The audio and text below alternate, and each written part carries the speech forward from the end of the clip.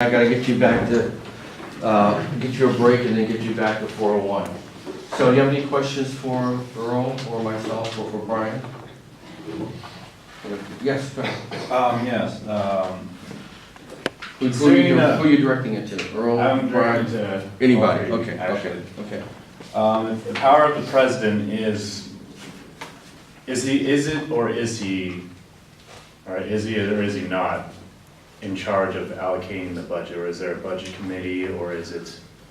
The president has responsibility for the budget of the university, for spending and all the rest of it. He gets suggestions from various university level committees about how to spend the money, but he makes the final decisions. It's the president's question. Yeah. Okay. And if elected president, if one of you guys was elected president, would you have the power to go over things like the board of trustees or even the chancellor, if that's? Well, it's not proposing that we go over them. It would be necessary. Change things from the inside. Yeah, from the inside. It would be necessary to work with them. But At the end, I mean, I've partly answered before, you would have the power, for example, to rebate or refund money.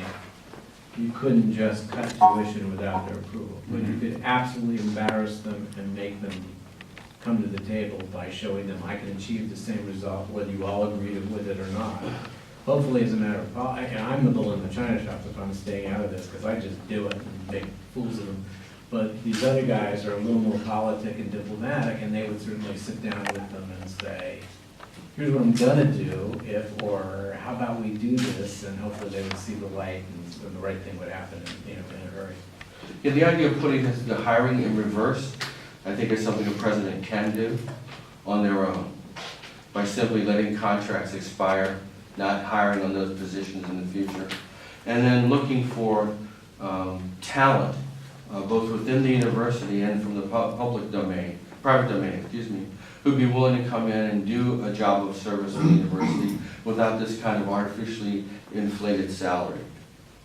And look at the timetable real quick legally. This is a search year. Every new contract that's signed this year for administrators, that's 3 years, 1 year will be used up. So the maximum amount of time it will take to affect the change we're talking about. If everybody gets recalcitrant and says, you can't buy me out, I'm not leaving, screw you, it'll take 2 years. That's the most it can take to fix this, and it can be done quicker. Anybody else? Yes. I'm just trying to understand the petition. Like, if I sign the petition, where does that go exactly? It's going to the Governor Brown, it's going to Okay. Gavin Newsom, it's going to Chancellor Tim White, and it's going to the head of the Board of Trustees. Okay. That's indicated in the petition. Yeah, it's addressed to them, and that's exactly where change.org will send it. And what do they do after they receive it? Either reject it or accept it? Hopefully the press and others will be saying to them, what are you gonna do? Exactly, ask your question. Say, you just got all these signatures, you've been reading the coverage of these town halls, these are people who have answers, good people who you could trust and you could work with. What are you gonna do? Is there a body, whether it be state or the governor or even the board of trustees or the chancellor, that actually governs or makes the rules that govern this secret search or any of these searches for a candidate for president? So I missed the very beginning of that. Is there a what? Is there like a body or a government body or anything that dictates or precedes over these or creates these? Yeah, it's a public university, so there are two things at play always. There's state law, which governs how people are hired and fired as state employees, because we're all state employees, okay, so that's governed there. And at the higher levels, there's state officials who are subject to more rules and regulations. Within the CSU, there are additional regulations promulgated to make sure that the laws are covered, right? And sometimes within the laws, the interaction between the two, sorry, I hate to get technical, but sometimes within some of the laws, the CSU has a little more flexibility to do things as long as they stay true to the meaning of the law. So you're dealing with both. Usually it only comes up when there's a violation. Something isn't being handled right. Then the question becomes, are we going to say that's a violation of the regulation, or are we going to say that's a violation of the state law?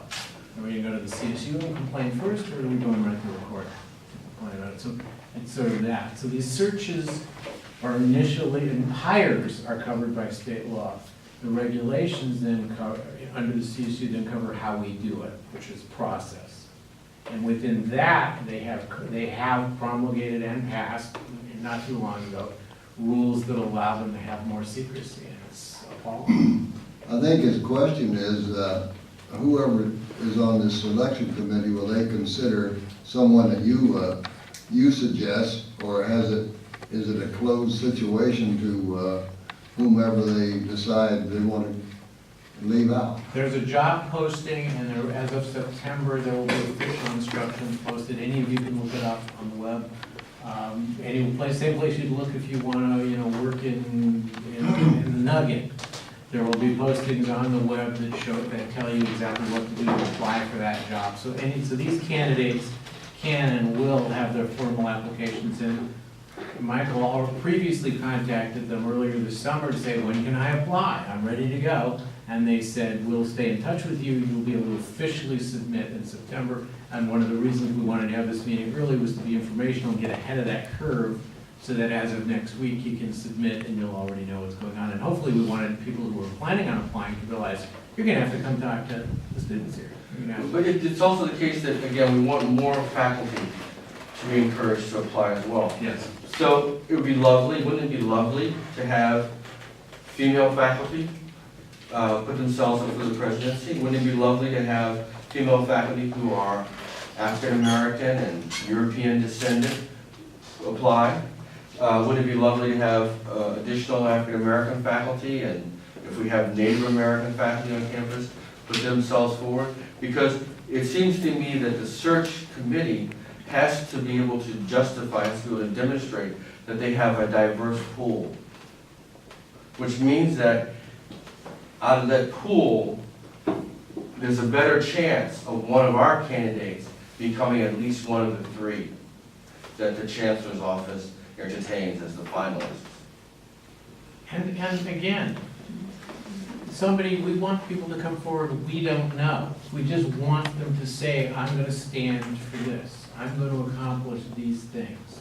And even if they have a new wrinkle on how to do it, we'll have that dialogue. And even if they say, we can't quite accomplish the same things the same way, but I have a better idea. I know how to reduce tuition another way. I know how to give you a better education another way.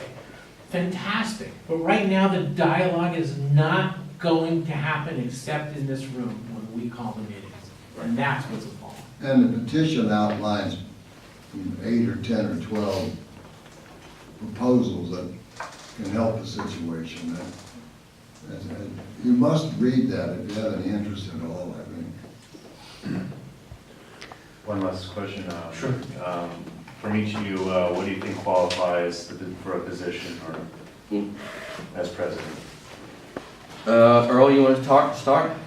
Well, I meet the same qualifications and criteria that the current interim president does and the former one. And I'm not a crook, so. Bravo.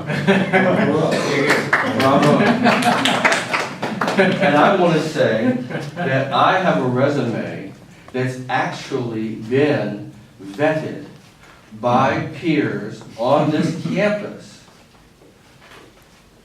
over the years. I am a published author of peer-reviewed articles, actual articles, not 2-inch column feeders that I wrote with my father and claim as an article. As you'll find if you look around in Alexander's resume. Or Para's no publication resume. No symphony, no compositional work and all the rest of it. I've got actual published peer-reviewed articles. I've got a dissertation under my belt. I've got books that I've written. I'm working on another article. Some of my articles were published internationally, an internationally recognized scholar, and all that's legit. I didn't make any of that up. Well, since he's mentioned his book, Excellent.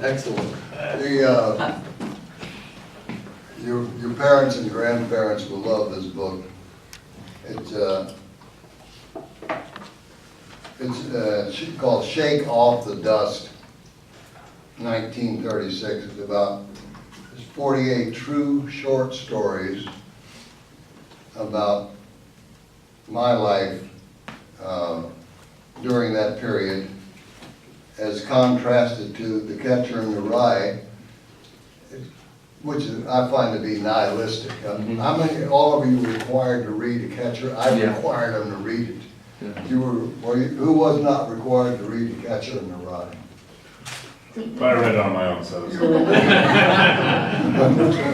wasn't required. Anyway, if you want to know where I'm coming from, you can go online and with the title, we'll write that for you. Shake Off the Dust, 1936, and